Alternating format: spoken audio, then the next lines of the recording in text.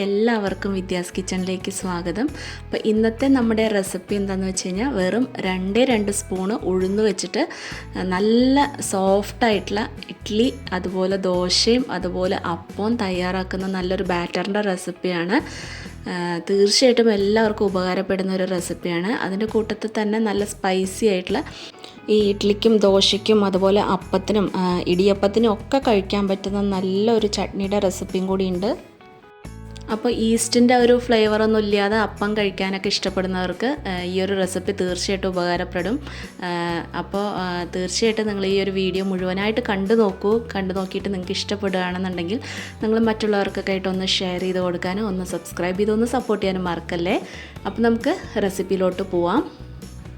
അപ്പോൾ ഇതിന് വേണ്ടിയിട്ട് ഞാനിവിടെ എടുത്തിട്ടുള്ളത് പച്ചരിയാണ് കേട്ടോ എടുത്തിട്ടുള്ളത്. 2 കപ്പ് പച്ചരിയാണ്. 250 ml കപ്പിൽ 2 കപ്പ് പച്ചരി ഞാനിവിടെ എടുത്തിട്ടുണ്ട്.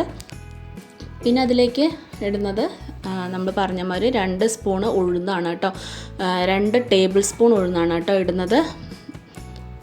തൊണ്ടില്ലാത്ത 2 ടേബിൾ സ്പൂൺ ഉഴുന്ന്, പിന്നെ ഒരു 1/4 ടീസ്പൂൺ ഉലുവയും കൂടി ചേർക്കുന്നുണ്ട്. ഇതെല്ലാം ഒന്നിച്ചാണ് കേട്ടോ ചേർക്കുന്നത്. ഇനി ഇത് നല്ലപോലെ ഒന്ന് കഴുകിയെടുക്കുക. ഒരു 3-4 തവണ നല്ലപോലെ ഒന്ന് വാഷ് ചെയ്തിട്ട് കൊണ്ടുവരിക. അത് നന്നായിട്ടൊന്ന് വാഷ് ചെയ്ത് കഴിഞ്ഞിട്ട് ഞാനതിൽ നല്ല വെള്ളമാണ് കേട്ടോ നിറച്ച് വെച്ചിരിക്കുന്നത്. പിന്നെ അതിലേക്ക് ഇടുന്നത് ഒരു 1/4 കപ്പോളം അവിൽ, അല്ലാന്നുണ്ടെങ്കിൽ 1/4 കപ്പ് ചോറായാലും മതി കേട്ടോ. വെള്ള അരിയുടെ ചോറ് കേട്ടോ. ഇതിലേതെങ്കിലും ഒന്ന് നമുക്കിടുക. അവിൽ ഞാൻ 1-2 തവണ ഒന്ന് വാഷ് ചെയ്ത ശേഷം അതിൻ്റെ കൂട്ടത്തിൽ തന്നെ ഇടുന്നുണ്ട്.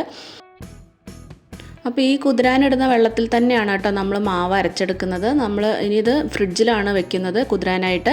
കാരണം മിക്സിയിലല്ലേ നമ്മൾ അരയ്ക്കുന്നത്. അപ്പോൾ മിക്സിയുടെ ജാറ് ചൂടായി കഴിയുമ്പോൾ നമുക്ക് ഇഡ്ഡലിയൊന്നും അത്ര സോഫ്റ്റായിട്ട് കിട്ടില്ല. അപ്പോൾ ജാറ് ചൂടാവാതിരിക്കാനാണ് നമ്മൾ ഈ ഇത് ഫ്രിഡ്ജിനകത്ത് സൂക്ഷിക്കുന്നത്. ഇനിയിപ്പോൾ ഫ്രിഡ്ജിനകത്ത് വെക്കാൻ താല്പര്യമില്ലാത്തവർക്ക് നമ്മൾ മാവ് അരയ്ക്കുന്ന സമയത്ത് നല്ല തണുത്ത വെള്ളം ഒഴിച്ചു കൊടുത്താലും മതി കേട്ടോ. അത് ഏത് വേണമെങ്കിലും നമുക്കങ്ങനെ ചെയ്യാം.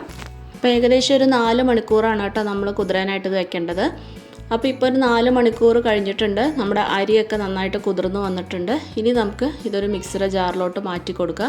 വെള്ളം നിങ്ങൾ ഈ ഒരു വെള്ളം തന്നെ നിങ്ങൾ മാറ്റി വെച്ചിട്ട് പാകത്തിനനുസരിച്ച് ചേർത്ത് കൊടുത്താൽ മതി. നമുക്ക് ഇഡ്ഡലിക്കും ദോശയ്ക്കൊക്കെ അരയ്ക്കുന്ന ഒരു കൺസിസ്റ്റൻസി ഇല്ല, ആ ഒരു രീതിക്കാണ് കേട്ടോ വെള്ളം ഇതിലേക്ക് വേണ്ടത്. അപ്പോൾ ആവശ്യത്തിന് ഈ തണുത്ത വെള്ളം തന്നെ ഒഴിച്ചു കൊടുത്തിട്ട് നമ്മളിത് നല്ല മയത്തിൽ തന്നെ അരച്ചെടുത്ത് കൊണ്ടുവരിക. അപ്പോൾ ഞാൻ മാവ് നല്ല മയത്തിൽ തന്നെ അത് അരച്ചെടുത്തിട്ടുണ്ട്. നിങ്ങൾക്കത് 1 ട്രിപ്പോ 2 ട്രിപ്പോ ആയിട്ട് അരച്ചെടുക്കാം കേട്ടോ. ഒറ്റയടിക്ക് തന്നെ അരച്ചെടുക്കണം എന്നില്ല. നിങ്ങളുടെ സൗകര്യം പോലെ എങ്ങനെയാ വെച്ചാൽ അത് അരച്ചെടുക്കുക. ഇതുപോലെ നല്ല മയത്തിൽ തന്നെ അരച്ചെടുക്കണം. ഇനി നമുക്കിതൊരു മറ്റൊരു പാത്രത്തിലോട്ട് ഞാൻ ആക്കി കൊടുക്കണുണ്ട്. ഇനി ഇതിലേക്ക് നമ്മൾ ചേർത്ത് കൊടുക്കുന്നത് ഇഡ്ഡലിയൊക്കെ നന്നായിട്ട് സോഫ്റ്റായി കിട്ടാൻ, നല്ലോണം പൊങ്ങി വരാനായിട്ട് നമ്മൾ ഒരു 2 കയ്യിൽ മാവ് നമുക്ക് ഇതിലേക്ക് ചേർത്ത് കൊടുക്കണം. നമ്മൾ ഇതിന് മുന്നേ അരച്ച് വെച്ച മാവ്, ബാക്കി മാവൊക്കെ ഉണ്ടാവുമല്ലോ, തലേ ദിവസത്തേക്ക് മാവൊക്കെ ബാക്കി ഉണ്ടാവുമല്ലോ, അതാണ് കേട്ടോ നമ്മളിതിലേക്ക് ചേർത്ത് കൊടുക്കുന്നത്. ഒരുപാട് പഴയ മാവ് ചേർത്ത് കൊടുക്കരുത്. ഒരു 1-2 ദിവസമൊക്കെ അരച്ച മാവ് നമുക്ക് ചേർത്ത് കൊടുക്കുക. ഒത്തിരി പഴകിയിട്ട് നമ്മൾ അടിയിലുള്ള മാവ് അങ്ങനെ ചേർത്ത് കൊടുക്കരുത് കേട്ടോ.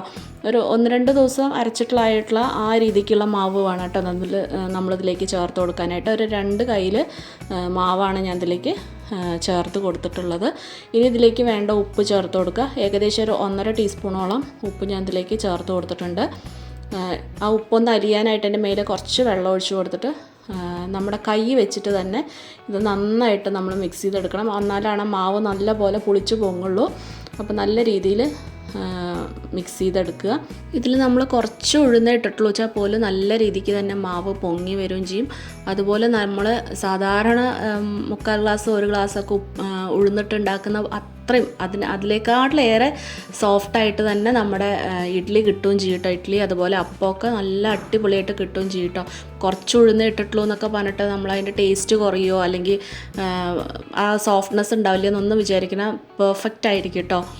അപ്പോൾ ഇനി നന്നായിട്ട് മിക്സ് ചെയ്ത ശേഷം നമ്മളൊരു 8 മണിക്കൂറോളം ഇത് മൂടി വെച്ചിട്ട് ഒന്ന് ഫെർമെൻ്റ് ആവാൻ വേണ്ടി വെക്കണം. പിന്നെ ഓരോ സ്ഥലത്തെ കാലാവസ്ഥയ്ക്ക് അനുസരിച്ച് ആ പുളിക്കുന്ന ടൈമിൽ വ്യത്യാസം വരും കേട്ടോ. എനിക്കിവിടെ ഒരു 8 മണിക്കൂറിനുള്ളിൽ തന്നെ നന്നായിട്ട് പുളിച്ച് കിട്ടിയിട്ടുണ്ടായിരുന്നു. അപ്പോൾ പിറ്റേ ദിവസമായിട്ടുണ്ട്. ഞാൻ രാത്രിയാണ് അരച്ച് വെച്ചത്. ഇപ്പോൾ രാവിലെ ആകുമ്പോഴേക്കും കണ്ടു അത്യാവശ്യം നന്നായിട്ട് പുളിച്ച് പൊങ്ങിയിട്ടുണ്ട്. സാധാരണ നമ്മുടെ മാവൊക്കെ പൊങ്ങി വരുന്ന പോലെ തന്നെ നന്നായിട്ട് പുളിച്ച് പൊങ്ങിയിട്ടുണ്ട് കേട്ടോ. നമ്മുടെ ഈ മാവ് നല്ല സോഫ്റ്റായിട്ട് കിട്ടിയിട്ടുണ്ട്.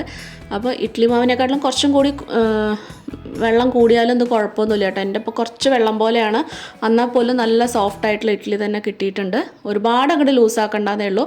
പിന്നെ ഇത് അപ്പത്തിനാണെന്നുണ്ടെങ്കിൽ നമ്മൾ ഒന്നും കൂടെ ഒന്ന് നീട്ടി കുറച്ചും കൂടി വെള്ളം ഒഴിച്ചിട്ടൊന്ന് ലൂസാക്കേണ്ടി വരും. അപ്പോൾ എനിക്ക് ഈ ഒരു മാവിൻ്റെ കൺസിസ്റ്റൻസി ഇഡ്ഡലിക്കും ദോശയ്ക്കും ഒക്കെ കറക്റ്റായിരുന്നു കേട്ടോ. പാകത്തിനുള്ള വെള്ളം തന്നെയായിരുന്നു. അപ്പോൾ നമുക്കിതിങ്ങനെ ഒഴിക്കുമ്പോൾ കുറച്ച് വെള്ളം കൂടുതലാണെന്ന് തോന്നിയാലും പക്ഷേ നല്ല കറക്റ്റായിരുന്നു, നല്ല പെർഫെക്റ്റായിട്ട് തന്നെ ഇഡ്ഡലി കിട്ടിയിട്ടുണ്ടായിരുന്നു കേട്ടോ. അപ്പോൾ ഞാൻ മാവ് തട്ടിലേക്ക് ആക്കിയിട്ട് മൂടി വെച്ചിട്ട് ഒരു 10 മിനിറ്റ് മീഡിയം ഫ്ലെയിമിൽ ഇതാകുമ്പോഴേക്കും ഇഡ്ഡലി നമുക്ക് റെഡിയാവും. അപ്പോൾ ആ ഒരു സമയത്ത് നമുക്ക് ചട്നി തയ്യാറാക്കുക. അതിന് വേണ്ടിയിട്ടൊരു പാനിൽ കുറച്ച് വെളിച്ചെണ്ണ ഒഴിച്ച് കൊടുത്തിട്ടുണ്ട്.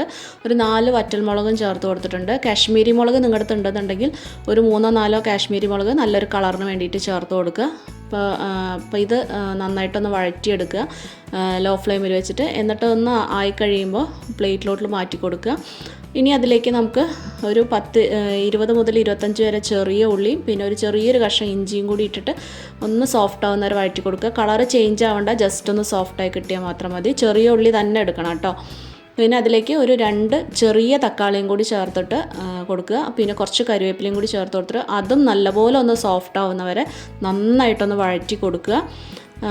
ഇനി ഫ്ലെയിം ഓഫ് ചെയ്തിട്ട് ഞാൻ ഇതിലേക്ക് ഒരു 1/2 ടീസ്പൂൺ കാശ്മീരി മുളക് നല്ലൊരു കളറിന് വേണ്ടിയിട്ട് ചേർത്ത് കൊടുക്കുന്നുണ്ട്, മുളക് പൊടി.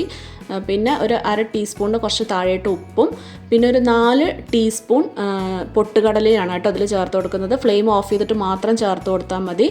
ഇനി ഇത് നന്നായിട്ട് ആറിയിട്ട് നമുക്ക് മിക്സിയിലൊന്ന് നല്ല പോലെ ഒന്ന് നല്ല മയത്തിൽ തന്നെ ഇത് അരച്ചെടുക്കണം.